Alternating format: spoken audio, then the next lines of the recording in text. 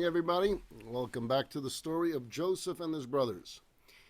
So last week we talked about Joseph being in prison. He's there for false charges against him by Potiphar's wife, who claimed that he attempted to rape her. The opposite was true. She seduced him and he refused her passes at him.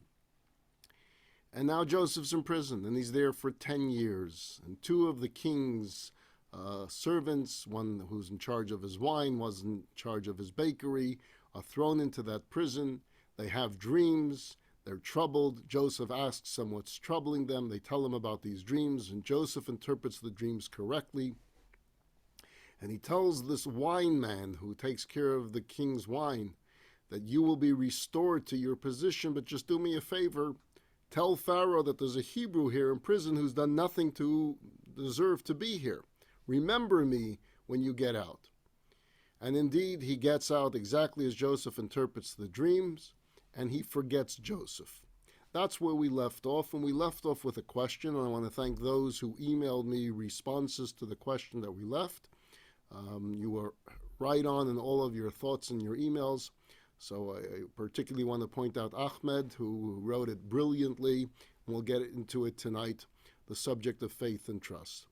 There is a commentary that says that when the story in the Torah continues, it begins by, and it was 2 years later, which means the wine maker, the wine butler, forgets Joseph, and then the Torah says, and the story now continues 2 years later.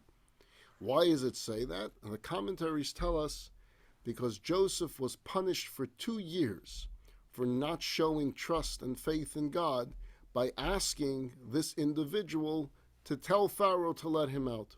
Joseph should have had trust that God was taking care of it. Why was he trying to rely on someone else to help him? That's one opinion.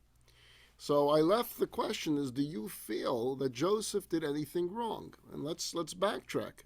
Joseph is this 17-year-old kid. He's attacked by his brothers. His brothers want to kill him. He's thrown into a pit. He's taken out of a pit. He's sold as a slave. He's done nothing to deserve this. He's then accused falsely by Potiphar's wife of attempted rape, and he's thrown in prison for 10 years. Why shouldn't he try to get out?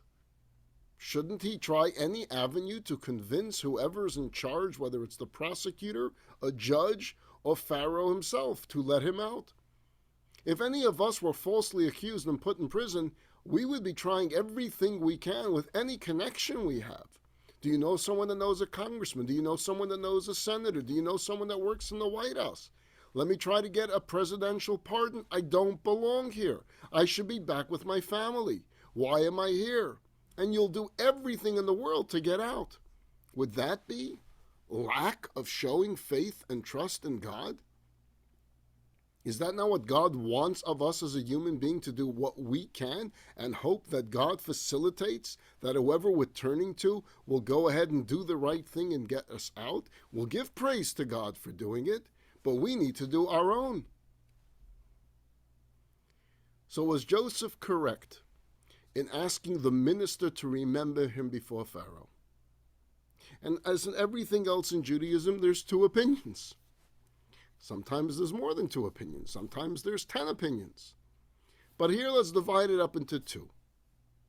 One group, and some of you may be in one category in one group, and some of you may feel the other way, and you can choose whichever one appeals to you more. One group says that Joseph was absolutely correct. He did the right thing by telling this individual, remember me to Pharaoh. Because what was happening here is Joseph is being presented with an opportunity. He didn't create this opportunity. God put the dreams in these two individuals. Why? Obviously, for Joseph to interpret the dreams. Why? So Joseph should utilize this avenue to get out of prison. So all he's doing is utilizing the pathway that God put right before him. So not only has he done nothing wrong, he's done everything right. If he didn't do that, he would be wrong. We have a term in Judaism called Ein Somchin al Hanes. We don't sit back and rely on the miracle. We make the miracle happen. You don't sit back and say, let a miracle take place. I'm just going to sit here. Your house is on fire. You're not going out because God's going to save me. We don't do that. We don't sit back and rely on miracles. We believe in miracles. We hope for miracles. But many times miracles dress themselves up in nature, in the natural.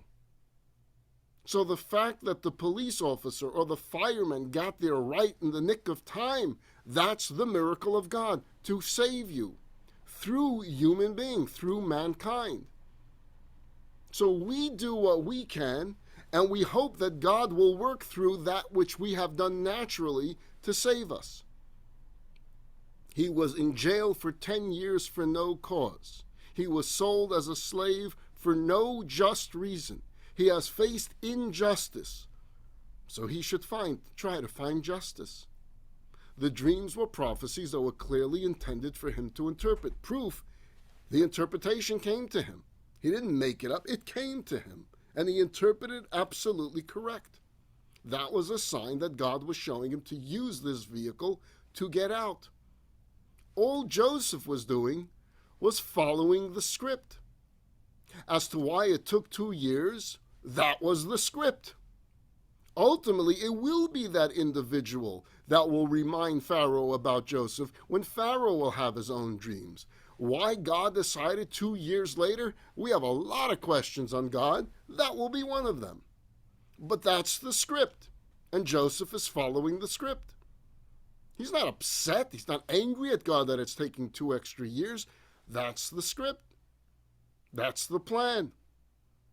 Ultimately, as it does turn out, the dream that this individual from the servants of Pharaoh has while Joseph is in prison will be the vehicle that will get Joseph out. As to why it took an extra 24 months, that's what God had in mind.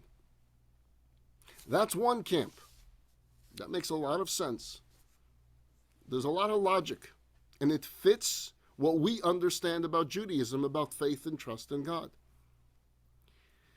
But as I told you, there's 2 opinions here. So let's take on the second opinion. The second opinion is that Joseph did something wrong, that he lacked absolute trust in God, and therefore he was punished to remain another 2 years in prison until he perfected that level of trust some more. How are we to understand it? It goes against everything I just said to you for the first 10 minutes of the class. Faith is different than any other mitzvah, any of the other commandments. Faith is different. Why? A mezuzah that you have hanging on your door is either kosher or it's not kosher. Food is either kosher or it's not kosher. An activity on the Sabbath is either permissible or it's not permissible. Faith, however, has so many levels. Define faith. Faith and trust, by the way, are not synonymous. They mean different things. They may sound the same to you, to have faith in God and have trust in God, but they're not really the same. When one is confronted with a hopeless situation, faith says God can change the inevitable. Trust says God will do whatever is meant to happen. You see they're different? Faith says God can change the circumstance that I'm in. Trust says whatever is happening is meant to happen. I trust that God knows what he's doing. Faith is theoretical. Trust is more practical. Now, it's simple to trust when trust is not truly required. You follow that? It's very easy to trust in God when everything is going well for you. I trust that God is taking care of me. Why? Because everything is perfect. It's very difficult to trust when trust is truly required. when things are not going well, when loved ones are not well, when one is struggling. That's when it's hard. That's the real challenge. I can say this to you perhaps by saying there are 10 levels of trust. And there are, I would say there's really thousands millions, because every single one of us has trust on a different level. We all trust differently. And some have it that they're inborn with it. They just have an inborn trust. Some have to really work hard on it. Let's look at some of these levels of trust. Let's start with a newborn, okay? A newborn is born with a trust in its mother's breast. It works. From the first minutes after birth, the mother nurses the baby, and the baby trusts that this is how I'm going to get nourished. It's just this inborn natural instinct that a baby has that it will nurse and it will be nourished. So the first few weeks of a baby's life, it has trust, not in God, trust that if I put my lips here, I'm gonna be filled. I will have what I need. The infant grows and learns that there's more to mom than just feeding me. That she also takes care of me, and she holds me, and she kisses me, and she takes care of me when I'm crying at night. And she changes my diapers. So when I'm not comfortable, that same woman who feeds me also does other things for me. She makes me feel good. She comforts me. The child grows a little bit more, and the child finds out there's another character here. There's someone else. He doesn't feed me. And usually on the nighttime shift, he's not around. But he's in this house. Every few hours he pops in. The father enters the world of the baby. And even when he's not there during the day, but the fact that he pops in consistently, the baby begins to trust this second character in his life. These are all levels of trust as we grow up with them. A young adult then begins to trust in his or her own talents and potential. And then there becomes this level of trust of dependence on others. As we grow up, we realize we can't do it alone. We need community. We need friends. We need partners. And then enters the faith aspect. God. There's a creator to all of this. We realize that when we know we can't make it rain. And we can't stop it from raining. We can't make it snow. And we can't make it stop snowing. There's a God. Then we start developing that level of trust in God, and we realize that we merely make the vessel and everything else comes from God. And then we develop it further that all we do is for God. And then we develop further that we find happiness and fulfillment, and we can try to find it in any condition, as we spoke last week about Viktor Frankl, finding fulfillment and purpose even in a concentration camp. And then we ultimately get to the idea that all of this is a preparation for the world to come, that this is just one world, but there's a world after this as well. Now, in every stop along the way that I just said of 10, there are thousands and tens of thousands of stops along the way of trust in God. And at some point, we hit that wall where we struggle to move forward. Usually a crisis does that to us. And we start wondering, is God really listening to us? See, it's easy to believe when I pray that God is hearing me, when, as I say, everything is going good. He's hearing me, he's blessing me, my job is wonderful, my family is wonderful, my health is wonderful. But when the crises start hitting, do we believe then? In the story, I'm sure you've heard numerous times of this fellow that comes to heaven after 120 years in this world, and he's told that, yes, in heaven you do get to sit and watch the story of your life on videotape. There's a video room that you go into, there's a big screen there, maybe they'll have some popcorn and Coke along the way, And you get to watch the video of your life in the presence of an angel showing you the film of your life. But it's very odd because in this film, you don't actually see your body, your face. All you see is your footprints. So wherever you're going in life, in each day of your life, you see your footprints were there. And you know it's identified as your footprints. You see it there. And you also see that there's a second set of footprints wherever you're going. So at some point you ask the angel, hey, what's the second set of footprints? And the angel says, those are God's footprints. Wherever you went, God was with you. You say, wow, had I only known, had I only known. But then you see something else that's fascinating. You notice that every time that you had a tough day, a rough day, a difficult time, it's reduced to one set of footprints. So again you summon the angel and you say, hey, this isn't right. When I needed him most, he disappeared. The days that I needed God more than other days, suddenly there's only one set of footprints. God wasn't there that day. Why didn't he make an appearance on the days that I needed him most? So the angel says, silly man, if God didn't lift you and put you on his shoulders on that day, do you think you would have survived? On the day that you needed him most is the day he picked you up, he lifted you, and he put you on his shoulders, and he carried you. But we only get to that level of trust when we're in the heavenly world. Because as we're struggling through it, the pain is too much, the crisis is too much, the anxiety is too much, the depression is too much. And so our trust faces these great challenges. We all fit in somewhere. But Joseph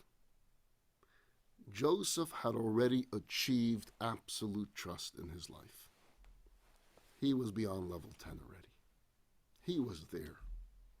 Again, look at his life. 17 years old, thrown into a pit by his brothers, attempted to kill him first, sold him as a slave, in Potiphar's house, falsely accused, thrown into prison, and he's still happy Joseph. Remember we spoke last week, he asks the two prisoners, what's troubling you today? Joseph had and reached the level of absolute trust early in his life. And therefore for him, and only for him, only for someone that has reached that level of absolute trust, for him to say to a human being, hey, help me. When you get out, say some good words to Pharaoh. Not someone on the level of absolute trust. Me and you, yeah, we do that. We lobby the congressman, we lobby the senator, we lobby the president. Get me out of here. That's what me and you do, because our level of trust, maybe level 3, maybe level 4. Joseph is beyond level 10. He's at perfect trust already. When you're at perfect trust, you are one with God. You don't need anyone else. You're in God's script. You're playing God's role. You're a prophet of God. God communicates with you through these dreams that people have. He will find a way to get you out of prison. I don't need any baker. I don't need the wine man. I don't even need Pharaoh. That's where Joseph was.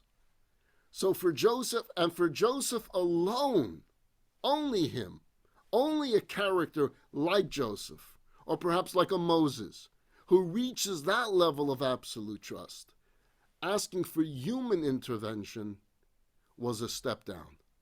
Because he should have just let it happen. Let the story ride. The story's got some interesting things going on. Let's remember that Joseph's story didn't begin here. He's having dreams when he was back home with Jacob. He's having these strange dreams of the stars, of bundles of wheat bowing down to him. He knows something's in play. He knew those dreams were prophetic.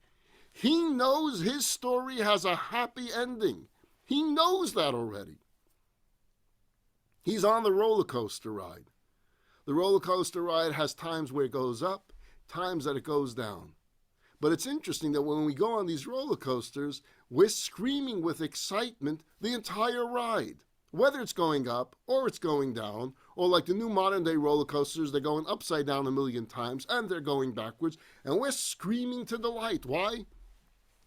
Because we know it's a ride, and we know it's meant to entertain us, and we know we're not falling off. And even though the roller coaster will go upside down, somehow it was designed that we're not going to fall down. And even if it goes all the way up and all the way down, we're seat belted in. So we're going along for the ride. Joseph was going along for the ride. He knew that because he had these dreams when he's 17 years old, that there's going to be this happy ending, that there's going to be this reunion, and that he was going to be a leader of this family. Well, right now he's here in prison. All right, let's see how it unfolds. Let's see where this goes. This is fun. This is exciting. This is different. This is not what I was expecting, but hey, God writes a good script. He's got strange ideas in his storyline. That's where Joseph was. So when he takes that slight detour, ever so slight, as he interprets the dreams for this individual, and he says, and by the way, in 3 days you're going to be standing in front of Pharaoh, so put in a good word for me. Just for Joseph. That's a little bit of a step down. We move on in our story to Act 6.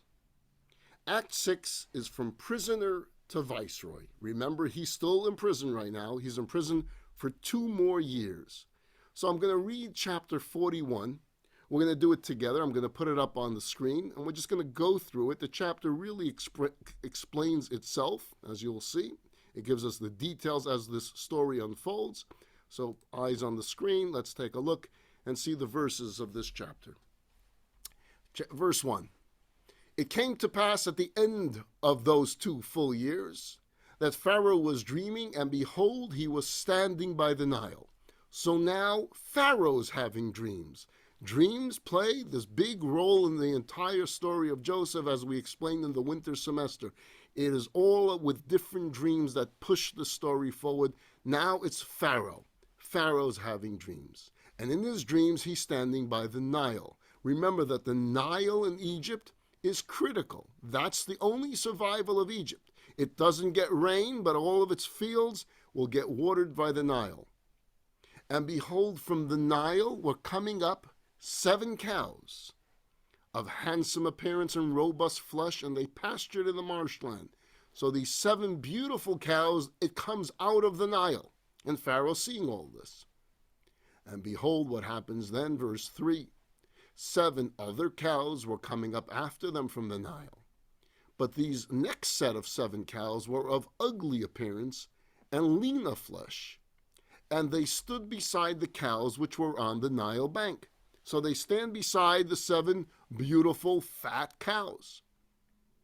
Verse 4. And the cows of ugly appearance and lean of flesh devoured the 7 cows that were of handsome appearance and healthy. And Pharaoh awoke. That was a very strange dream. He fell asleep, and he dreamt again. And behold, 7 ears of grain were growing on one stalk, healthy and good. Verse 6. And behold, 7 ears of grain, thin and beaten by the east wind, were growing up after them. And the thin ears of grain swallowed up the 7 healthy and full ears of grain. And then Pharaoh awoke again, and behold, it was a dream. So he has 2 similar dreams, one with cows, one with wheat, similar in theme, and he's puzzled. Verse 8. Now it came to pass in the morning that his spirit was troubled. So he sent and called all the necromancers of Egypt and all the sages. And Pharaoh related to them his dream. But no one interpreted them to Pharaoh. At least no one interpreted them in a way that Pharaoh said, that sounds right. So verse 9 takes place. The chief cupbearer, the guy from prison from 2 years ago, the wine guy, remembers dreams. Do I know someone that knows how to interpret dreams? So he speaks to Pharaoh and he says, I call to my mind my faults today. I have to admit my sin today. He reminds Pharaoh that 2 years earlier Pharaoh was angry with his servants and he put me in prison in the house of the chief slaughterer, me and the chief baker. And we dreamed a dream on the same night, I and he. Each one according to the interpretation of his dream we dreamt. And there was there in this prison, there was this Hebrew lad, a slave of the chief slaughterer. And we told him, and he interpreted our dreams for us, for each of us he interpreted according to his dream. And it came to pass that just as he had interpreted, so it was. Me, he referring to Pharaoh, restored to my position, and him he hanged. Pharaoh's very curious. Who is this guy that interprets dreams? Because all of my advisors, all of the smart people and the scholars of Egypt, they've all come before me. I've told them the dream, and none of them have interpreted it in a way that I found to be fitting and making sense to me and feeling right. So Pharaoh sends and he calls for Joseph. So Joseph, who at this moment is a prisoner in the dungeons of Pharaoh, they rush him from the dungeon, and he shaved and he changed his clothes and he's brought before Pharaoh. And Pharaoh says to Joseph, I have dreamed a dream and there's no interpreter for it. But I've heard it said that you understand the dream to interpret it. Look at verse 16, you see the humility of Joseph. Joseph replies to Pharaoh saying, not I, not me, don't give me any credit. God will give an answer that will bring peace to Pharaoh. I don't want you to think that I'm some brilliant scholar like the rest of your scholars here, that I can interpret dreams myself. What I have is a gift of God, of prophecy from God. And so if you tell me your dreams, I'll let you know if God's interpreting it through me. Pharaoh says to Joseph, in my dream, behold, I was standing on the bank of the Nile. And behold, 7 cows of robust flesh and handsome form were ascending from the Nile, and they pastured in the marshland. And behold, 7 other cows were ascending after them, emaciated, and of very ugly form, and with meager flesh. I have not seen such ugly ones throughout the entire land of Egypt. Pharaoh here adds in his own commentary, how ugly were those cows? In all my years, I've never seen such an ugly cow. That's how bad it was. And the meager and ugly cows devoured the first 7 healthy cows. Verse 21. And they went inside them.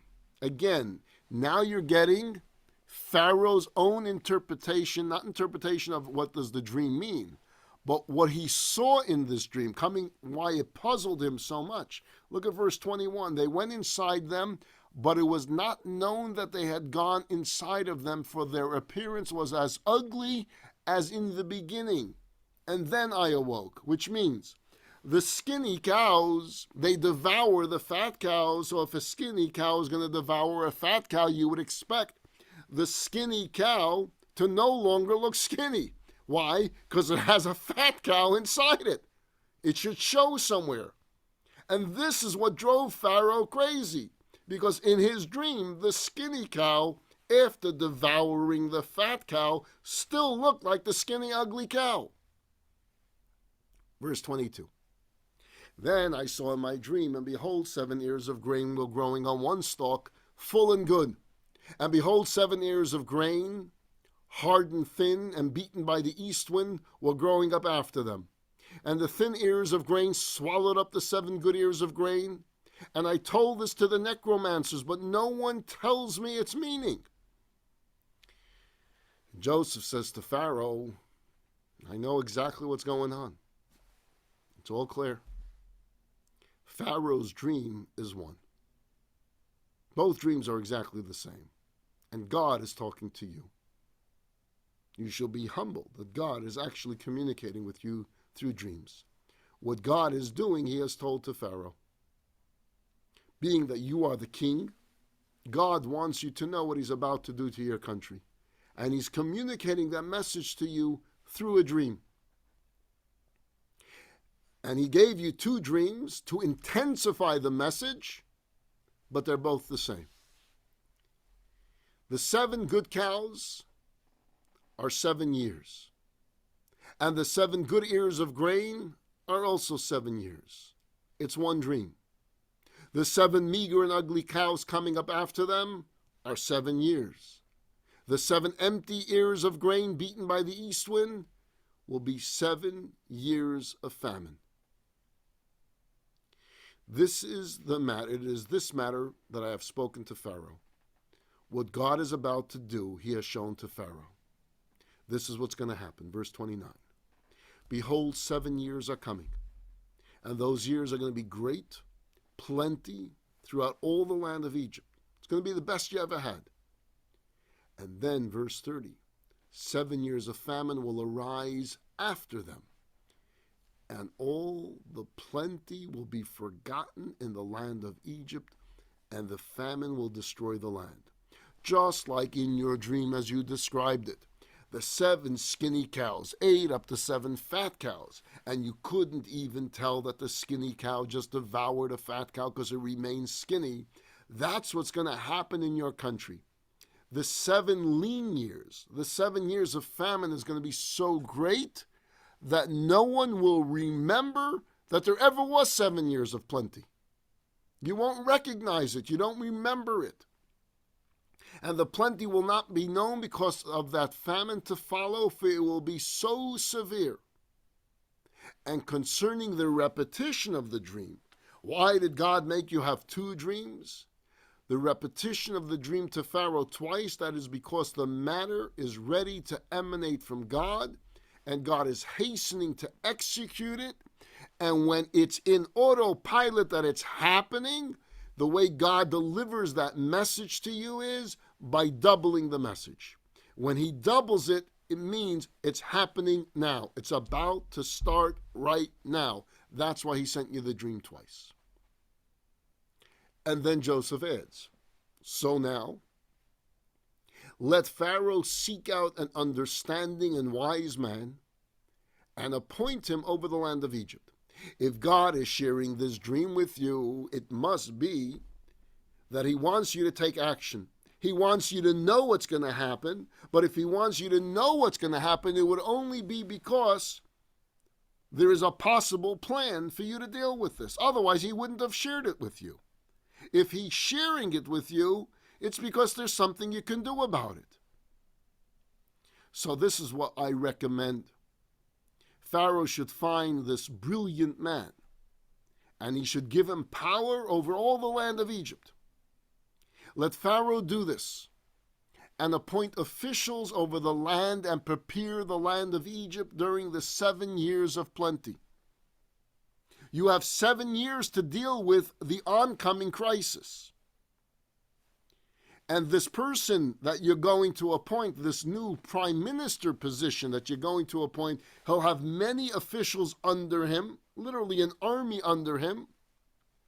And what they will set up with be, verse 35, let them collect all the food during these coming good years.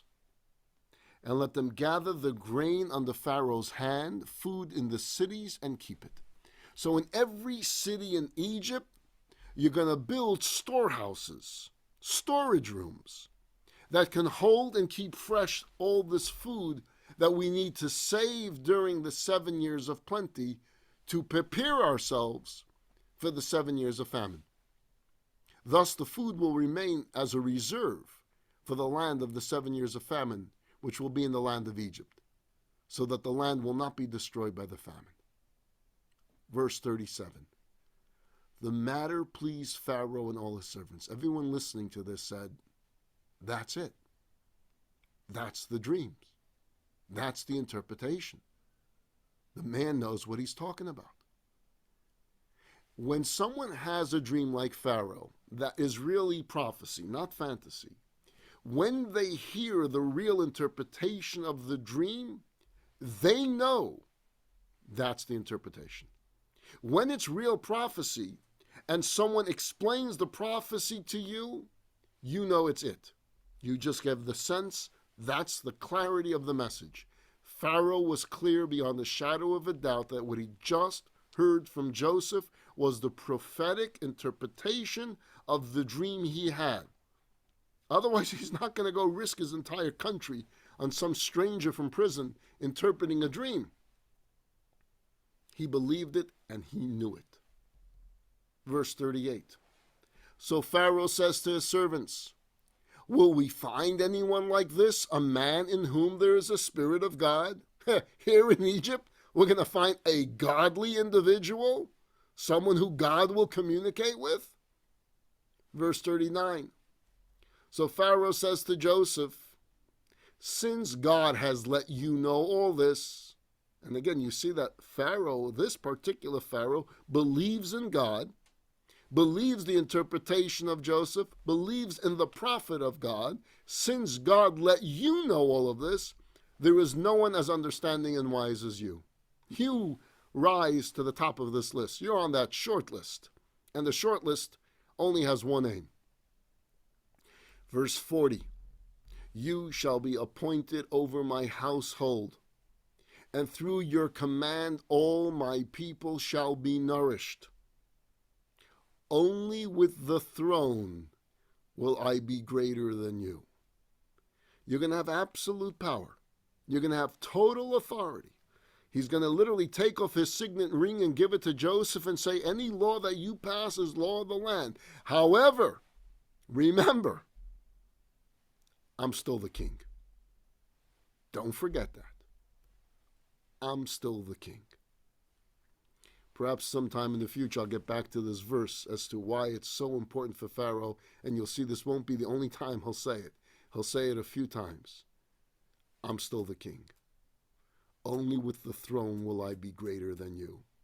There's two messages in that.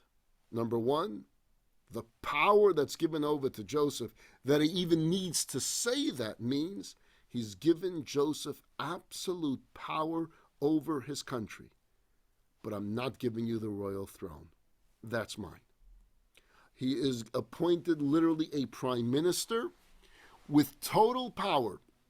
What we're used to are presidents and prime ministers that can't really dictate law. That's what we're familiar with in our lifetime, right? A president can put a bill to Congress, but it doesn't mean it's happening. It depends whose party is in power. It depends who controls the House. It controls who controls the Senate. The lobbyists have their say. And it can take months and months and months, if not years, for a bill to become a law. In all countries that way. It's not the way it's going to be here. Pharaoh says to Joseph, you are a one-man show. What you say goes. I will back you 1,000% as the king. As long as we have an understanding here, I'm the king. You're the prime minister. You shall be appointed over my household, and through your command all my people shall be nourished. Only with the throne will I be greater than you. Verse 41. So Pharaoh says to Joseph, look, I have appointed you over the entire land of Egypt. Pharaoh removes his ring from his hand and placed it on Joseph's hands. And he attired him with raiment of fine linen, and he placed this golden chain around his neck. And he had him ride in the chariot of second rank, and they called out before him, this is the king's patron, appointing him over the entire land of Egypt. And Pharaoh says to Joseph, I am Pharaoh, and besides you, no one may lift his hand or his foot in the entire land of Egypt. Without your green light, no one does anything in this country anymore. You're the boss. Pharaoh gives him a name. He calls Joseph's name Tzafnat Paneach. That's his new name. So he's Prime Minister Tzafnat Paneach. And he gave him Osnat, the daughter of Potipherah, the governor of On, for a wife. Now, if you put Potipherah together, you get the name Potiphar. Who was Osnat?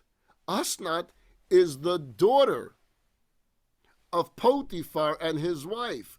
His wife is the one that accuses Joseph of attempted rape. Joseph will ultimately marry their daughter. And Joseph went forth over the land of Egypt. I want you to think about this chapter, how in this one chapter, in literally a matter of hours, Joseph goes from being in a dungeon to becoming now ruler over Egypt, other than the title of king. Other than that, he is in total control over a superpower. How quickly God can work if it's part of the script to happen that way. Joseph was 30 years old. So remember, we started the story of Joseph when he was 17. He's now 30 years old when he stood before Pharaoh, the king of Egypt.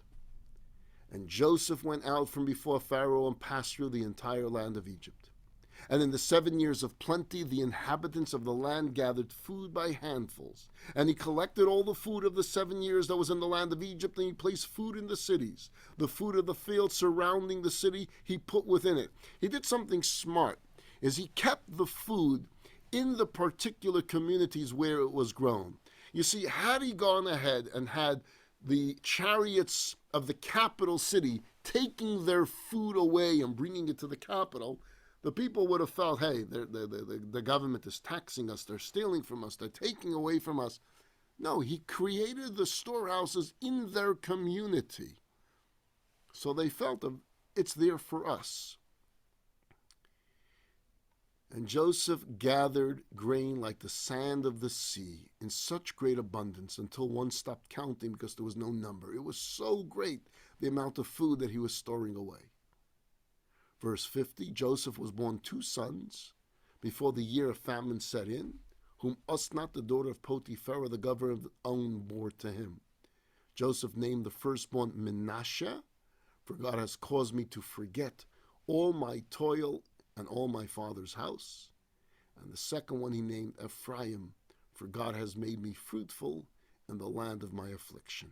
He has 2 sons, Menashe and Ephraim. These 2 sons will play a major role.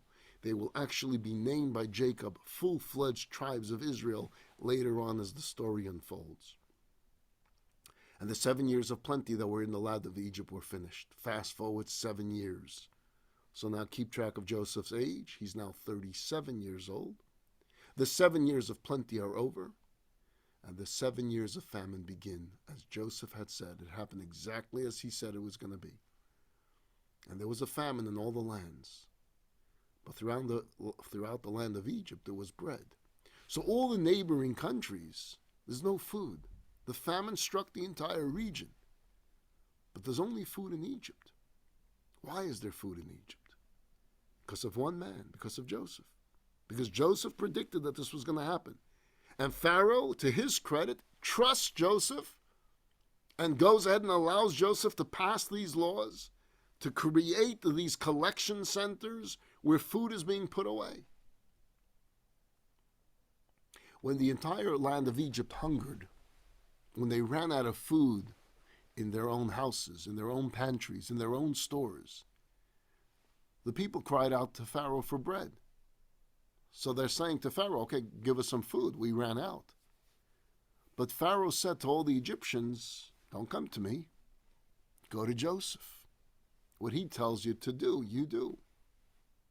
Now the famine spread over all the face of the land, and Joseph opened all the storehouses in which there was grain, and he sold it to the Egyptians.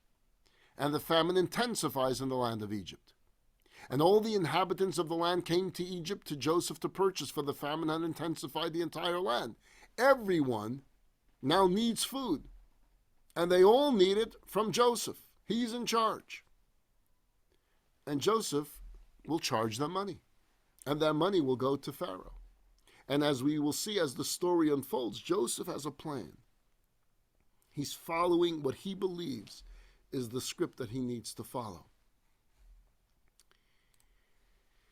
We're going to continue this next week with the next act, because all of this, in Joseph's mind and Joseph's understanding, is all a way how that original dream that the brothers will be in Egypt and the brothers will bow to him.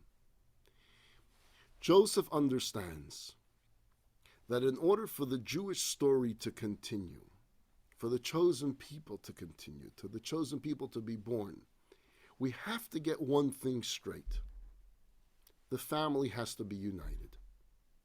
You think about it. From the beginning of the book of Genesis, we haven't had a united family. We had Cain and Abel issues. We had Noah's 3 sons issues there.